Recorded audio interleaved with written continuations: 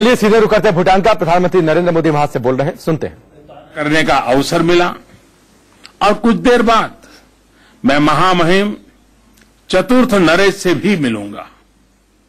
भूटान नरेशों की बुद्धिमत्ता और दूरदर्शिता ने बहुत लंबे समय से हमारे द्विपक्षीय संबंधों का मार्गदर्शन किया है। यही नहीं, उनके विजन ने भूटान को पूरी दुनिया के सामने एक ऐसे अनूठे उदाहरण के रूप में प्रस्तुत किया है जहां डेवलपमेंट को आंकड़ों से नहीं, हैप्पीनेस से नापा जाता है, जहां आर्थिक विकास परंपरा और पर्यावरण के साथ आगे बढ़ता है।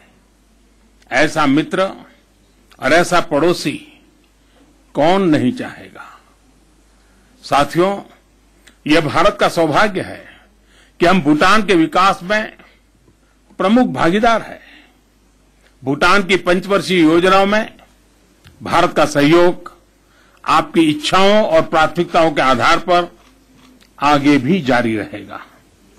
साथियों, हाइड्रो पावर हमारे दोनों देशों के बीच सहयोग का महत्वपूर्ण क्षेत्र है। दोनों देशों ने मिलकर भूटान की नदियों की शक्ति को बिजली में ही नहीं, पारस्परिक समृद्धि में भी बदला है। आज हमने मांगदेच परियोजना के उद्घाटन के साथ इस यात्रा का एक और ऐतिहासिक मुकाम हासिल किया है। दोनों देशों के सहयोग से भूटान में हाइड्रो पावर उत्पादन क्षमता 2000 मेगावाट को पार कर आगे बढ़ रही है। मुझे विश्वास है कि हम अन्य परियोजनाओं को भी तेजी से आगे ले जाएंगे। एक्सेलेंसी, भूटान के सामान्य लोगों की बढ़ती जरूरतों को पूरा करने के लिए भारत से एलपीजी की आपूर्ति 700 से बढ़ाकर 1000 मैट्रिक टन प्रति माह की करने का हमने निर्णय किया है। इससे क्लीन फ्यूल गांवों तक पहुंचाने में मदद मिलेगी। साथियों, डॉक्टर छेरिंग ने हमारी पहली मुलाकात में मुझे बताया था कि राजनीति में आने के लिए उनकी प्रमुख प्रेरणा सामान्य मानवी को अच्छी स्वास्थ्य सेवाएं प्रदान कराने की रही है। मैं उनके विजन से बहुत प्रभावित हुआ। भूटान में multi disciplinary super speciality hospital के उनके सपने को साकार करने में भारत हर संभव सहयोग करेगा। Excellency, SAARC currency swap framework के तहत भूटान के लिए करेंसी स्वैप की लिमिट बढ़ाने के लिए हमारा नजरिया पॉजिटिव है। इस बीच विदेशी मुद्रा की आवश्यकता को पूरा करने के लिए स्टैंड बाय स्वैप व्यवस्था के तहत अतिरिक्त $100 मिलियन भूटान को उपलब्ध होंगे। साथियों, स्पेस टेक्नोलॉजी के उपयोग से भूटान के विकास में तेजी लाने के लिए भारत प्रतिबद्ध है। हमने आज साउथ एशिया सैटेलाइट के अर्थ स्टेशन का उद्घाटन किया है। यह भूटान में कम्युनिकेशन, पब्लिक ब्रॉडकास्टिंग और डिजास्टर मैनेजमेंट के कवरेज को बढ़ाएगा।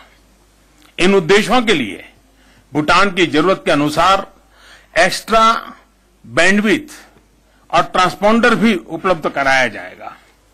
दोनों देश छोटे उपग्रह के निर्माण और स्पेस टेक्नोलॉजी के प्रयोग में भी सहयोग करेंगे। भारत के नेशनल नॉलेज नेटवर्क के साथ कनेक्शन भूटान के छात्रों और शोधकर्ताओं को भारतीय विश्वविद्यालयों के लिए नए साधनों से जोड़ेगा। ये दोनों देशों के बीच साझा नॉलेज सोसाइटी की स्थापना के लिए एक महत्वपूर्ण कदम है, जो विशेष रूप से हमारे युवाओं को लाभान्वित करेगा। रॉयल भूटान यूनिवर्सिटी और भारत के आईआईटीज और कुछ अन्य टॉप शिक्षण संस्थाओं के बीच सहयोग और संबंध शिक्षा और टेक्नोलॉजी के लिए आज की आवश्यकताओं के अनुरूप है। कल रॉयल भूटान यूनिवर्सिटी में इस देश के प्रतिभाशाली युवाओं से मुलाकात की मैं उत्सुकता से प्रतीक्षा कर रहा हूं। साथियों, मुझे बहुत खुशी है कि आज हमने भूटान में रुपे कार्ड को लॉन्च किया है। इससे डिजिटल भुगतान और व्यापार तथा पर्यटन में हमारे संबंध और बढ़ेंगे।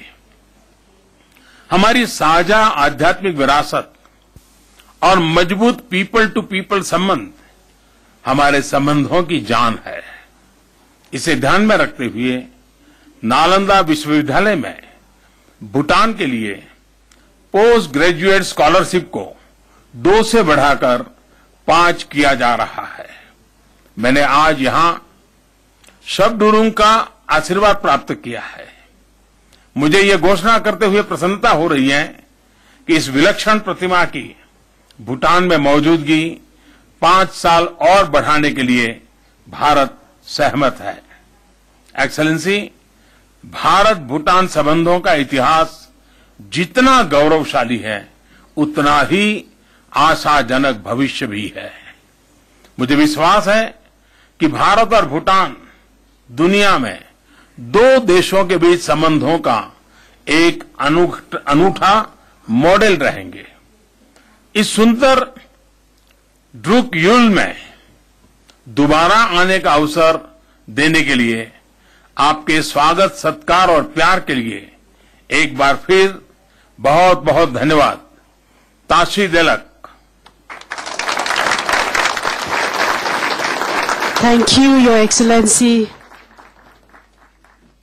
I would like to thank the 2 honorable Prime Ministers for gracing today.